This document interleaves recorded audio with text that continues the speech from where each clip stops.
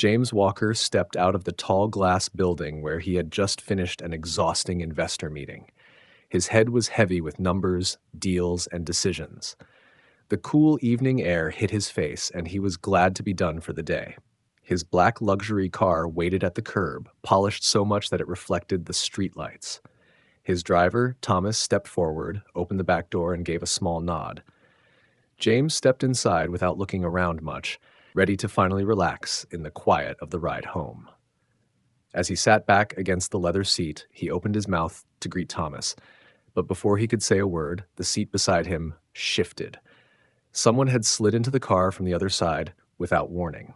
He turned his head sharply and found himself looking at a teenage black girl, maybe 16 or 17 years old, clutching a worn-out backpack close to her chest. Her clothes were messy, her hair slightly tangled, and her eyes were wide, scanning the street like she expected something to jump out at her. Before James could speak, she looked right into his eyes and whispered, "Shut up."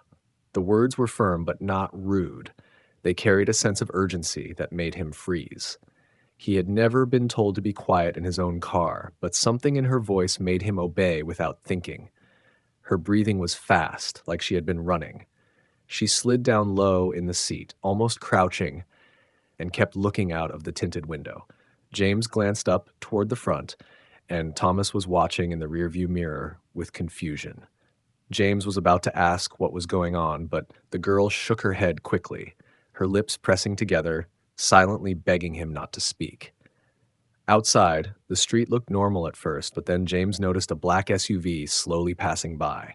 The windows were tinted dark, and the people inside were turning their heads, scanning the sidewalks. The girl's hands tightened on the straps of her backpack. She lowered herself even more, her shoulders almost touching the floor. "If they see me with you, we're both dead," she whispered, her voice trembling. The way she said it sent a strange chill down James's spine. It didn't sound like an exaggeration. It sounded like fact. James didn't know who they were, but he could feel the tension. His instincts told him she was running from something serious. The SUV moved past them slowly, almost suspiciously, before turning down the next street. The girl didn't relax. She kept glancing around like she expected them to come back any second. James leaned slightly closer, keeping his voice low. "Who are they? Why are they after you?" She glanced at him, but didn't answer. Instead, she looked toward Thomas and gave him a sharp gesture with her hand, one that clearly meant, "Don't stop the car." The driver, unsure of what was happening but trusting James's silent nod, started the engine and pulled away from the curb. The girl still hadn't given her name. James noticed her shoes, dirty and worn, the kind you might get from a donation box. Her backpack looked heavy and the zipper was halfway broken. She held onto it like it was the only thing she had left in the world. Every time they passed a street corner, she peeked through the small gap in the tinted glass. Her body stayed tense like a coiled spring ready to run again. James had seen fear before, in business, in people about to lose everything, but this was different. This was the kind of fear that came from knowing your life could end in seconds. The hum of the car filled the silence between them. James's mind spun with questions. Who was this girl? How had she gotten into his car without anyone noticing? Why did she think being seen with him would put him in danger? He wanted answers, but the urgency in her voice when she told him to shut up kept replaying in his mind. It wasn't disrespect, it was desperation. Something told him that if he ignored her warning, things could go very wrong, very fast. As the car turned onto a busier street, James saw her eyes flick toward the rear window. Her face tightened. "They're behind us," she muttered under her breath. He didn't turn to look. Her tone was enough to tell him she wasn't guessing. Thomas glanced at James in the mirror, waiting for instructions. James could see the faint reflection of the girl's face, pale under her dark skin, fear etched deep into her features. She wasn't lying. James shifted in his seat, straightened his tie out of habit, and felt something change in himself. A few minutes ago, this was just another evening after work. Now, it felt like he had stepped into a scene from a crime drama, except this was no fiction. Whatever danger this girl was in, it had just spilled into his life. The girl didn't look at him again. She stayed low, her breathing quiet but uneven, her knuckles white from gripping her bag. The city lights flashed across her face in short bursts, each one revealing the same thing: fear, but also a strange determination, like she wasn't going to give up no matter what happened next. James's phone buzzed in his pocket, but he didn't take it out. Right now, every sense was on alert. The air inside the car felt heavier, the sound of the tires on the road sharper. He didn't know why, but he felt it in his gut. The moment she got into his car, his day stopped being normal, and it wouldn't be normal again for a long time. James sat completely still, the girl's warning echoing in his mind. Her eyes darted to the rear window again, and her breathing grew quicker. Thomas kept glancing at the mirror, clearly sensing that something unusual was going on. The girl's shoulders were hunched, and she was almost lying sideways on the seat, trying to stay out of sight. Every small movement outside seemed to make her flinch. The black SUV appeared again, this time a few cars behind them. Its headlights were dimmed, but James noticed how it stayed at the same distance no matter how the traffic moved. It was as if they were following without wanting to be too obvious. The girl pressed herself even lower, whispering, "Don't look back. Just tell him to keep driving." Her voice cracked a little, and James could feel the fear in it. He leaned forward slightly and said to Thomas in a calm but firm tone, "Keep moving. Don't stop for anything." Thomas nodded without asking questions, his hands tightening on the steering wheel. The car picked up speed, blending into the evening traffic, but James could still see the SUV in the distance through the side mirrors. The girl's hand clutched the edge of her backpack like it was life itself. Her knees were drawn up, making her as small as possible. "They can't know I'm here," she murmured, her eyes still locked on the road behind them. "If they see me with you, they'll know I'm not alone anymore. They'll know I found someone to help." Her tone was low but steady now, as if she was forcing herself not to panic. James studied her for a moment, trying to understand. She didn't look like a criminal. She looked like a kid who had been running for a long time without rest. Her lips were dry, and there was dirt smudged across her cheek. Whatever trouble she was in, it was serious enough for strangers to follow her through the city. The SUV suddenly changed lanes, moving closer. James's heartbeat sped up, but he kept his expression calm. "Who are they?" he asked quietly. The girl hesitated before answering. "They work for him, the one who killed my brother." Her voice was sharp with anger now, but there was grief beneath it. "I saw what they did. I took something they want back." She stopped talking suddenly, as if afraid to say more in front of the driver. Thomas took a sharp turn into a side street, trying to lose them. The tires screeched slightly, and the girl grabbed the seat to steady herself. "Don't go somewhere empty," she warned. "If we're alone, they'll trap us." Her instincts were quick, and James found himself trusting her judgment without question. They entered a busier area, with more cars and people on the sidewalks. Streetlights flickered overhead, and the noise of the city surrounded them. The SUV stayed back, but didn't disappear. The way it moved, stopping when they stopped, speeding up when they did, made it clear.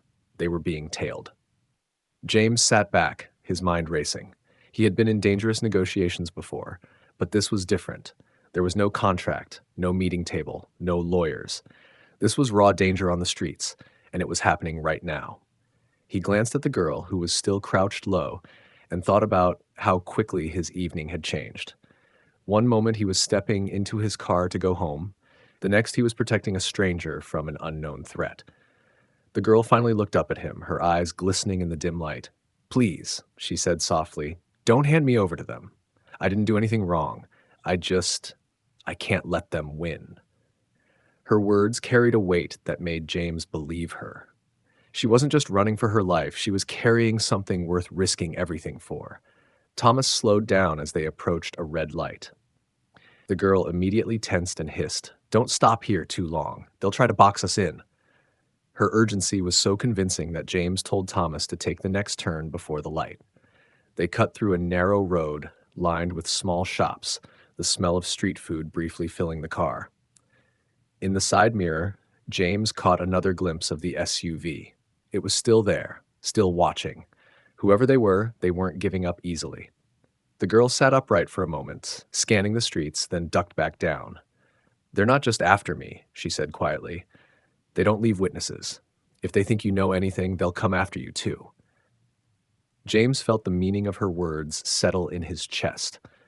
This wasn't just about helping her get away for the night. If he stayed involved, these people would see him as a target too. A normal person might have told her to get out right there, but he didn't. Something about the way she held on, the way her voice shook but didn't break, made it impossible for him to turn her away. The car weaved through traffic, trying to put more distance between them and the SUV. Every few blocks, James would glance back, hoping it had disappeared, but it never did. It stayed like a shadow, always there, always waiting for the right moment. James didn't speak again.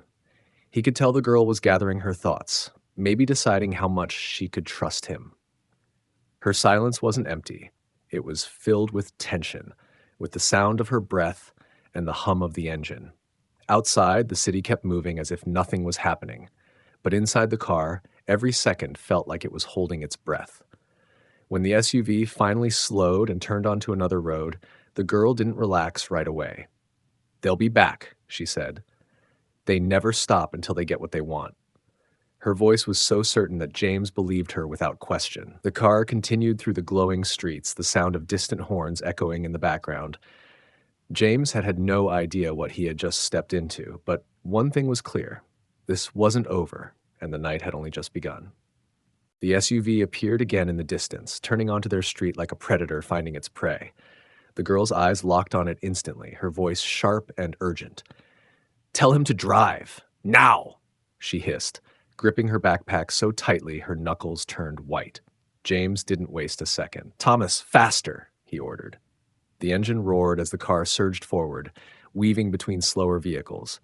The girl kept twisting around, glancing through the rear window every few seconds. Her chest rose and fell quickly, her breath uneven. James noticed the fear in her eyes wasn't just for herself. It was deeper, heavier, as if someone else's life depended on her getting away. He wanted to ask more questions, but her focus was entirely on the SUV, and he knew any distraction could be dangerous. They took a sharp right, tires screeching. Neon lights from shop signs flashed across the car windows. James felt the pull of the turn, bracing himself against the seat. The girl didn't even flinch. Her body seemed used to sudden movements, like she'd been running from people for a long time. "They know the city better than you think," she muttered. "If we go the wrong way, they'll cut us off." Thomas sped through another intersection just as the light turned red. Horns blared, but he didn't slow down. James could see the SUV gaining ground, its dark shape growing larger in the mirror. "They're still behind us," the girl confirmed without looking at him. Her voice carried a strange mix of panic and certainty, like she'd been through this chase before. Finally, James asked, "Why are they chasing you?" The question hung in the air for a moment before she answered, her words low and heavy. "Because I took something they want. Something that proves what they've done. If they get it back, I'm dead. If I keep it, they'll do anything to find me." Her tone made the hair on the back of his neck stand up. This wasn't a case of a kid stealing money or jewelry. This was bigger. He could feel it. "What did you take?" he pressed. She hesitated, then looked straight at him for the first time since getting in the car. "Evidence," she said simply, "the kind that can destroy people in power." A sudden blast of headlights from behind made them both turn. The SUV was closer now, pushing through traffic. James felt his jaw tighten. "Thomas, get us out of here," he said firmly. The driver didn't reply, but his grip on the wheel tightened and the car leapt forward again. The girl explained in quick bursts between breaths. The men in the SUV worked for a gang leader who controlled half the city's underworld. Her brother had been involved with them, but when he tried to leave, they killed him. She'd found proof, documents, videos, bank records, hidden in his things. She'd planned to take it to the police, but someone tipped the gang off before she could. Now she had been running for hours, hiding in alleys, slipping onto buses, and blending into crowds. She had ducked into James's car purely by chance, thinking it was her best shot at disappearing from sight. "I didn't think you'd stay," she admitted. "Most people, they just push me away." James said nothing, but inside, something in him shifted.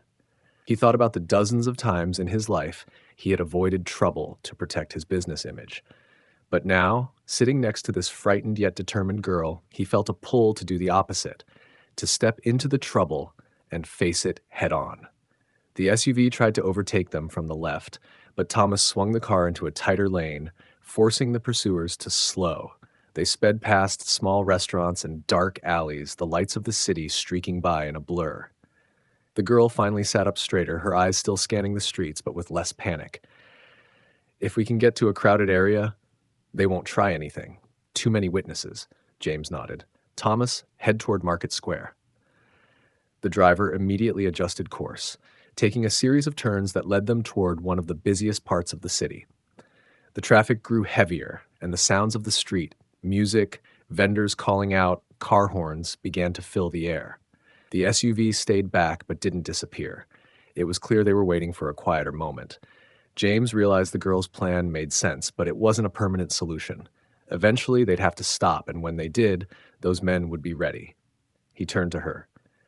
If you really have evidence, we can't just hide. We need to make sure it gets to the right people. Her expression was guarded. The right people? She repeated. You mean the police? Half of them are on his payroll. James frowned. That complicated things. Then who? She didn't answer right away. Her gaze shifted to the window, watching the SUV linger a few cars back. I know someone, she finally said. Someone who can get it out without them finding me. But I have to get to him alive. The determination in her voice was sharp, almost defiant. James found himself respecting her more with each word. She wasn't just running to save herself, she was running to finish what her brother started. They reached the edge of Market Square, where the crowds were thick and the streets glowed with the warm light of food stalls. Thomas slowed the car slightly, blending in with the other vehicles. The girl took a deep breath, her shoulders lowering for the first time. This will buy us time, she said, but not much. The SUV rolled past on the opposite side of the street, pretending to be just another vehicle, but James caught the way the driver's head turned toward them. They weren't fooled, they were just waiting. James knew they couldn't keep running forever. This night was going to end one of two ways, either with the girl disappearing into safety or with both of them cornered. He wasn't ready to let it be the second option. He met her eyes and said quietly, Then we don't waste the time we have. Tell me everything. The car slowed for a moment as they merged into heavier traffic, the sounds of the busy streets wrapping around them. James kept his eyes on the girl, waiting for her to answer. She sat still, her hands clutching the straps of her backpack like it was a lifeline. After a pause, she reached down and carefully pulled it onto her lap. Her movements were slow and deliberate, as if opening it too quickly might cause everything inside to spill into danger. She unzipped it halfway, glancing out the windows first to make sure no one was watching. Then she tilted it toward James so only he could see. Inside, beneath a folded hoodie, was a thick envelope stuffed with cash. Resting on top of it was a small black flash drive, its metal casing scratched but intact. James looked at the items, then at her. She kept her voice low. This is why they're after me. She tapped the flash drive. This holds everything. Bank transfers, pictures, videos, proof of murders, proof of deals with politicians, proof of money being moved through fake companies. All of it. Enough to put him and half his people in prison for life. Her tone was steady, but James could see the tension in her hands. She took the envelope out and let him feel its weight. It was real money, a lot of it. This was my brother's, she said softly. He kept it hidden with the drive. I think it was payment he refused to deliver for them. That's why they killed him. They thought they could scare me into staying quiet, but I'm not going to. James studied her for a long moment. He could see now that she wasn't simply running out of fear. She was carrying the kind of truth that powerful people would do anything to destroy. You were going to take it to the police? He asked. She gave a short, bitter laugh. I tried. The first detective I talked to told me to leave the station. The next day, I saw him having lunch with one of the gang's men. I can't trust them. James glanced at the flash drive again, the tiny object that held so much danger inside it. He had dealt with high-stakes situations before, but this was different. In his world, money and influence were weapons, but here, the stakes were life and death.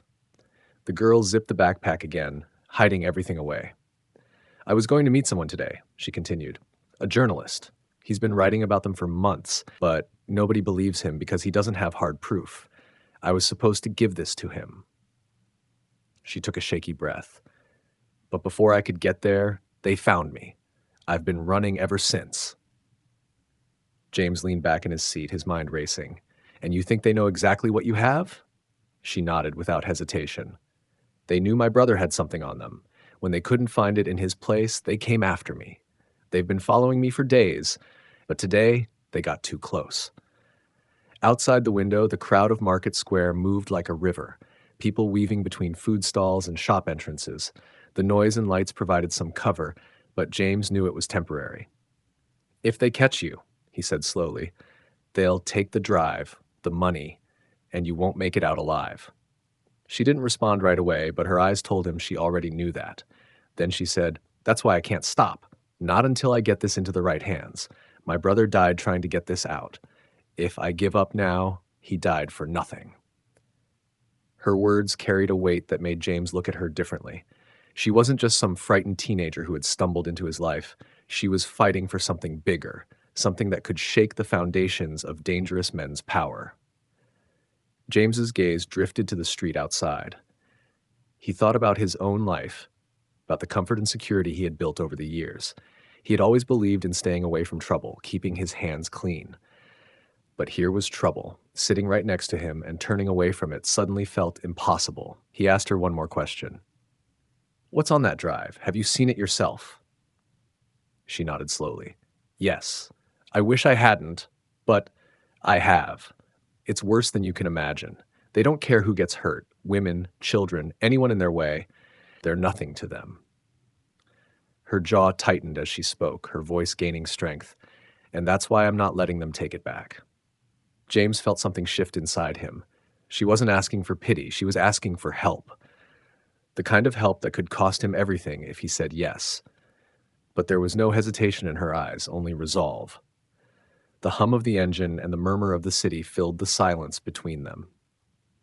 James looked down at the backpack, then back at her. "All right," he said finally. "We'll make sure it gets to your journalist. But from now on, you don't run alone. You're staying with me until this is over." Her eyes widened as if she hadn't expected him to take her side so quickly. "Why?" she asked quietly. He didn't give her a long speech. "Because you're right. If they win, your brother's death means nothing, and I don't like letting people like them win." She blinked a few times, as if trying to process his words, then gave a small nod. "Okay," she said softly. "Then we need to move fast. They won't wait long before trying again." James turned to Thomas. "Find us a way out of here without being followed, somewhere with underground parking, no main roads." Thomas nodded, already adjusting their route. The girl pulled the backpack close again, holding it like a shield. She didn't know what would happen next, but for the first time all day, she didn't feel completely alone. James didn't know exactly why he had made the choice he did, but something told him there was no going back now. The moment she had unzipped that bag and shown him what she carried, both of their lives had changed. James sat back, his mind turning over everything the girl had just told him. He could have told her to get out, to find her own way, to leave him out of it. That would have been the safe choice, the smart choice for a man with a business, a reputation, and a life free from trouble. But the thought of her walking out into the streets alone with those men hunting her felt wrong. Something deep inside refused to let him abandon her. He looked at her again. Her face was tired, her eyes shadowed with exhaustion, but there was something fierce in the way she held that backpack. It wasn't greed or selfishness, it was purpose. She wasn't just protecting herself, she was protecting the truth. James knew in that moment he couldn't turn away. "You're staying with me," he said, his tone leaving no room for argument. She blinked at him, startled. "Why would you do that? You don't even know me." He gave a faint smile, one without humor.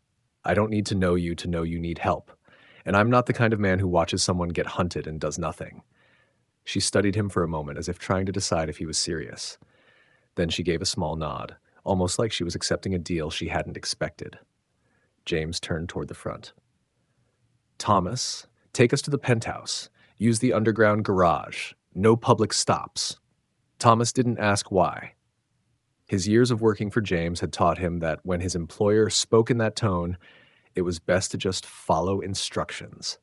The car moved through side streets, avoiding the main roads. James noticed the girl glancing back less now, but she still held the backpack tightly. Every so often, she would lean toward the window, scanning the sidewalks, making sure the black SUV wasn't in sight. The tension in the car was still there, but it had shifted. Before, it was about running. Now, it was about getting somewhere safe enough to make a plan. They entered a quieter part of the city, where tall apartment buildings stood side by side. The streets here were better lit, the sidewalks cleaner. Thomas drove into a narrow alley that led to a ramp descending underground. The heavy security gate began to roll open as soon as the car approached, controlled by a remote Temetas. Thomas kept in the glove compartment. As the gate shut behind them, sealing them off from the street, the girl finally let out a breath she'd been holding. It wasn't relief exactly, but the smallest break in her constant state of alertness. They parked in a private section of the garage, away from the other cars. James stepped out first and gestured for her to follow. "Come on, we'll be safe upstairs." She hesitated for half a second before climbing out. The weight of the backpack pulled at her shoulders, but she didn't loosen her grip. James walked ahead, swiping his access card at the private elevator. Inside, the walls were mirrored, and she avoided looking at her own reflection, keeping her gaze fixed on the floor. When they reached the penthouse, the doors slid open to reveal a spacious living area with floor-to-ceiling windows and a view of the city skyline. The lights of the buildings shimmered in the distance, but the space inside felt calm and quiet. James motioned toward the sofa. "Sit. You look like you haven't eaten in days." She didn't argue. She lowered herself onto the edge of the sofa, still holding the backpack in her lap. James went to the kitchen, pulled out a bottle of water, and brought it to her. She drank half of it in one go, as if her body had been craving it. "Thank you," she said softly, her voice losing some of its earlier sharpness. He leaned against the table, crossing his arms. "What's your name?" For a moment, she didn't answer. Then she said, "Maya." He repeated it quietly, testing it in his mouth. "All right, Maya, here's what's going to happen. You're staying here until we figure out how to get that evidence into safe hands. I have security downstairs, cameras in the hallways, and nobody gets in without me knowing." Her eyes flicked up to meet his. "And what if they find out I'm here?" James shrugged slightly. "Then they'll have to get through me first. And trust me, I'm not as easy to scare as you might think." She almost smiled, a tiny curl of her lips, but it faded quickly. "You don't understand," she said quietly. "These people, they don't stop. Not for the police, not for money, not for anyone." He stepped closer, his voice firm. "Then it's time someone stops them." The silence that followed wasn't heavy this time. It was the kind of silence that came when two people realized they were on the same side. Maya loosened her grip on the backpack just a little, resting it beside her on the sofa for the first time since she'd entered the car. James straightened, already thinking about his next steps. He would need to contact someone who could be trusted, not just with the evidence, but with protecting Maya until the truth came out. He had connections, but this was a different kind of battlefield. Still, walking away from it wasn't an option anymore. Maya glanced toward the window, her voice quiet but certain. "You don't have to do this. I can leave in the morning and figure something out." James shook his head. "If you leave alone, you won't make it a block before they find you. You're here now, and you're not going anywhere until we finish this." She looked down at her hands, then back at him. "You mean that?" He nodded once. Every word. For the first time, Maya leaned back into the sofa, her body easing slightly. She still looked tired, still wary, but there was something new in her expression, a small spark of trust. James noticed it, and it only solidified his decision. Whatever came next, he was in this with her. Far below, in the streets of the city, the black SUV prowled slowly, its windows dark, its driver scanning every corner. They hadn't given up, but they didn't know yet that the girl they hunted now had someone willing to stand between her and them. James sat at his desk, the flash drive plugged into his laptop. The screen was filled with folders, each one labeled with dates and strange codes. He opened one at random, and the contents made his jaw tighten. There were photographs of men in expensive suits shaking hands with known criminals, Bank records showing millions moved through fake companies, and videos of meetings where orders were given to hurt or kill people who got in the way. It was worse than he expected. This wasn't just about street crime, it was about people at the highest levels of power. Maya sat on the sofa, her legs curled under her, watching him silently. She didn't need to see what was on the screen. She already knew. "That's why they'll do anything to get it back," she said softly. James nodded, not looking away from the files. "If this gets out, it won't just hurt them. It will destroy them." Before he could say more, a loud crash echoed from downstairs. Both of them froze. James quickly closed the laptop and pulled out the flash drive. Maya's eyes widened. "They found us."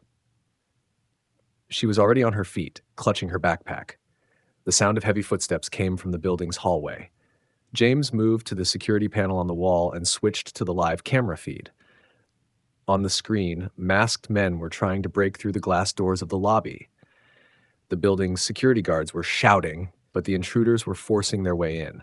One of them carried a crowbar, another had a gun tucked into his waistband. Maya stepped closer to the screen, her voice low and urgent. "Those are his men. If they get inside, they won't stop until they find me." James's heart pounded, but his mind was clear. He grabbed his phone and dialed a number. The call connected almost instantly. "I need you here now," he said into the phone. "Bring everyone you can. We have a situation." The voice on the other end belonged to Daniel Carter, a retired military friend James had known for years. They had been through dangerous moments before, and James trusted him completely. Daniel didn't waste time asking questions. 10 minutes, he said, then hung up. James turned back to Maya. "We're moving to the safe room." She followed without hesitation as he led her down a hallway and into a room at the far end of the penthouse. The walls were reinforced steel hidden behind elegant wood panels, and the door had multiple locks. Inside there were monitors, water bottles, and a small couch. Maya sat down, clutching her bag again. "They won't stop," she repeated, her voice trembling now. James crouched in front of her. "They won't get you," he said firmly. "Not tonight." The thud of footsteps and the sound of the elevator dinging reached the safe room's monitors. The masked men had made it past the front doors and were spreading out through the building. Some were checking stairwells. Others were moving toward the private elevator. James tapped into the building's security system and locked down the top 2 floors. He could hear Maya's breathing quicken behind him, but he kept his own voice steady. "We have a few minutes until my friend arrives. They'll handle this." The monitors showed the intruders growing frustrated. One of them kicked at a locked door. Another tried to pry open the elevator doors. James switched between the camera angles, tracking their movements. Every few seconds, he glanced at the time on his phone. 7 minutes left. Maya leaned forward. "What if your friend doesn't make it in time?" James turned to her. "Then I'll make sure you get out through the service exit. But I'm not letting them take you." There was no hesitation in his voice. Downstairs, headlights flashed across the security feed as several black SUVs pulled up outside. James recognized the license plates. Daniel had arrived. A team of men in tactical gear jumped out, moving quickly toward the building entrance. The masked intruders noticed too late. The cameras caught the moment the 2 groups collided in the lobby. Shouts echoed through the speakers as Daniel's team blocked the gang members from moving any farther.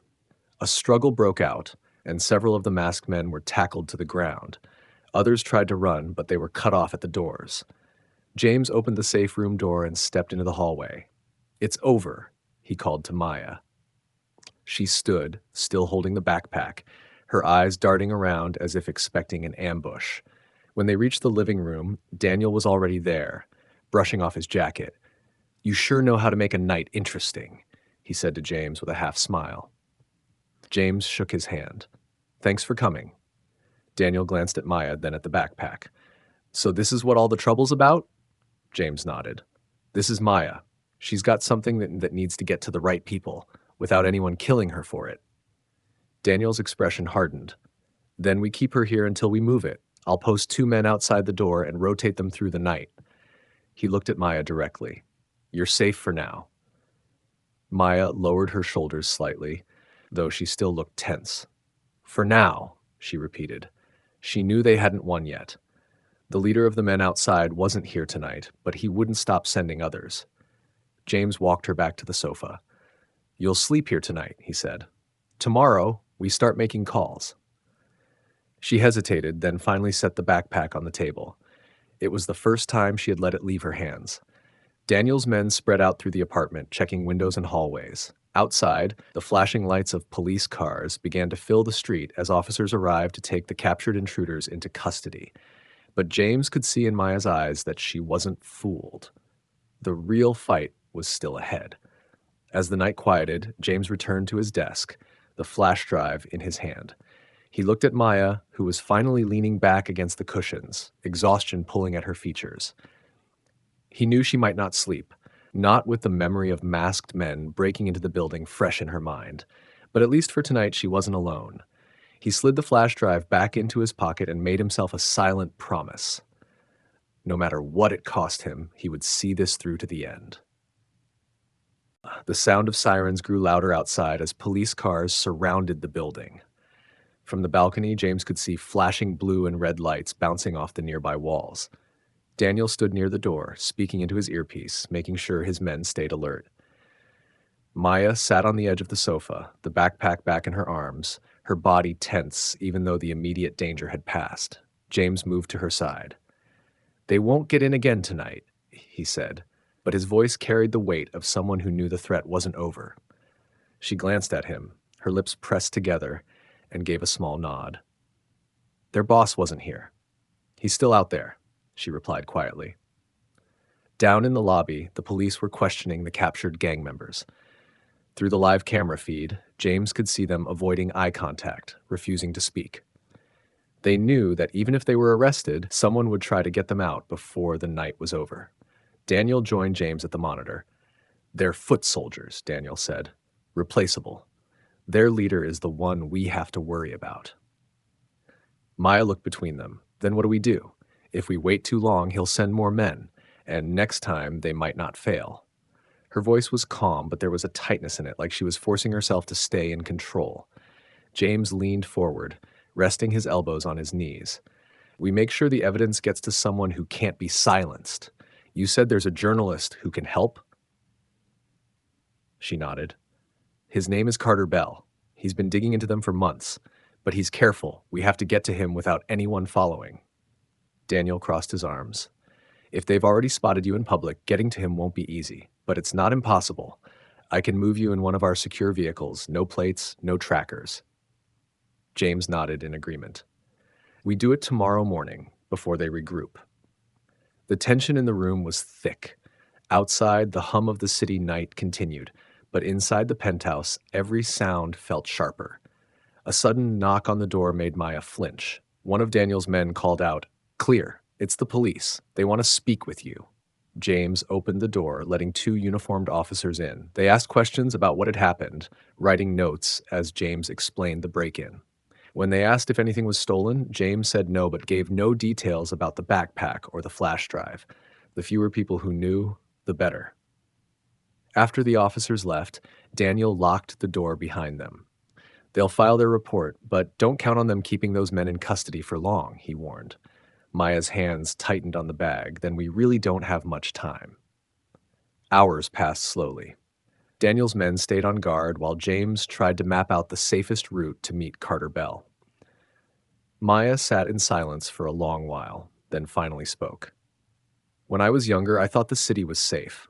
I thought the police would protect us. My brother believed it too, until the day they turned their backs on him." She looked down at the floor, her voice low. "He always told me if something ever happened to him, I had to finish what he started. I didn't think it would happen so soon." James listened without interrupting. He could see the pain in her eyes, the weight she carried that no teenager should have to bear. "You're not alone anymore," he said quietly, "and I don't break promises." Around midnight, Daniel's team did a sweep of the building to ensure no one was lurking nearby. James stayed by the window watching the street. He knew the gang leader wouldn't take the failed attempt lightly. They would come back harder, maybe even smarter. At 1 a.m, the plan was finalized. Daniel would lead the convoy in the morning with 2 cars to block any potential tail. Maya would ride with James in the middle vehicle, hidden from view. The flash drive would be kept on James until they reached Carter Bell's safe location. Before heading to rest, Maya stopped in the doorway and looked at James. You could walk away now. You've already done more than most people would. Why risk more? He met her gaze. Because once you've seen the truth, you can't unsee it. And I'm not the kind of man who watches the world burn and does nothing. She didn't say anything else, but there was a flicker of something in her expression. Respect, maybe even trust. She turned away, disappearing into the guest room Daniel's men had secured for her. The night passed in uneasy quiet. James didn't sleep. He sat at the dining table with the flash drive in front of him, its small shape seeming almost too simple for the amount of danger it carried. Every so often, he checked the hallway cameras, but all stayed still.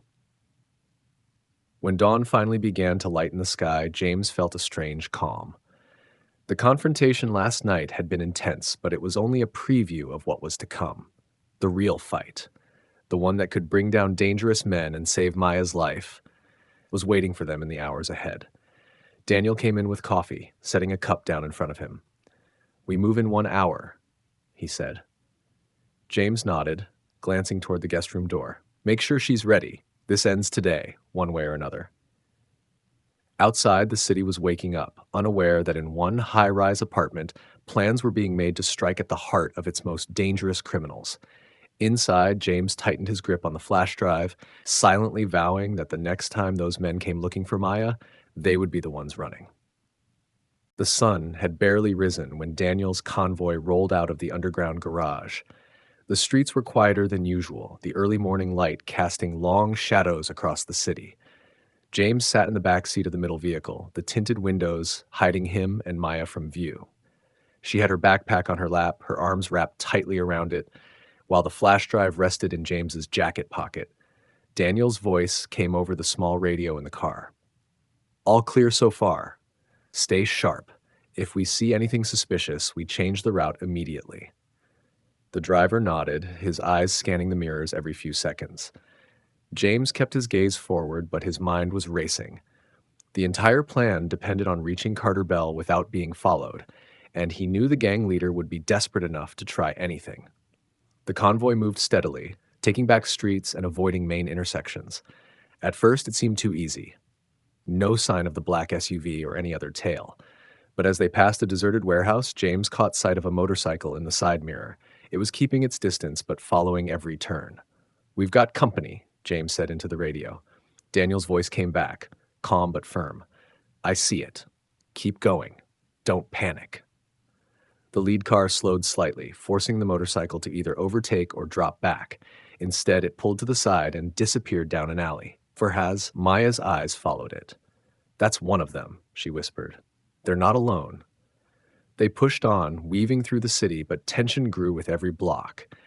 Just as they reached a busy market street, a black SUV turned the corner ahead of them, blocking part of the road. The driver swore under his breath. Daniel's voice came through immediately. "Switch to Route 2.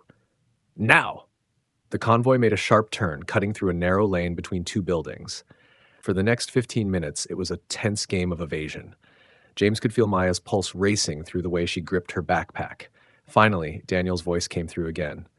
"We're close. Half a mile." They pulled into an underground parking garage connected to an old newspaper building. The place was nearly empty, the air cool and still. Daniel was already waiting by the elevator when James and Maya stepped out of the car. "Let's move. Belle is upstairs." The ride up was silent except for the hum of the elevator. When the doors opened, they stepped into a small, cluttered office. Papers and photographs were pinned to the walls, many of them showing faces Maya recognized from the files. A man in his late 40s, wearing glasses and a worn jacket, stood from behind a desk. "Maya?"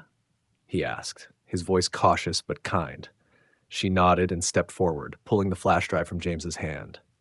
"This is what you've been looking for," she said. Carter Bell's eyes widened as he took it.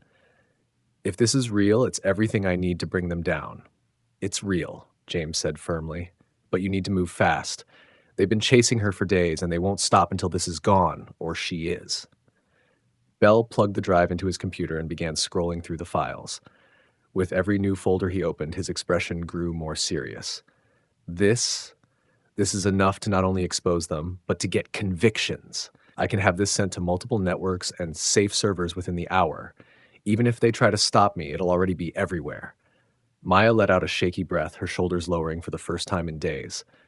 Then it's over? She asked. Bell looked at her, his tone steady. For you, it will be soon. For them, it's just beginning. While Bell worked, Daniel's men kept watch at the door. James stood near the window, scanning the street below. For the first time, he allowed himself to believe they might actually succeed. An hour later, Bell leaned back in his chair. It's done. Multiple backups, encrypted copies sent to trusted contacts. Even if they burn this building down, they can't erase it now. Maya turned to James, her voice quiet. You saved my life. He shook his head. You saved your own. I just made sure you had the chance. Daniel entered the room, removing his earpiece. Police just picked up more of their men near the docks. The leader's gone underground. He won't show his face for a while. Bell handed Maya a small envelope. This has the contact information for the people who will take you somewhere safe. You can start over, away from all this. She looked down at it, then back at James. I don't know how to thank you. James gave her a small smile. Live your life. That's thanks enough. The rest of the day passed in quiet movements. Maya left with one of Daniel's most trusted men, heading toward a safe location.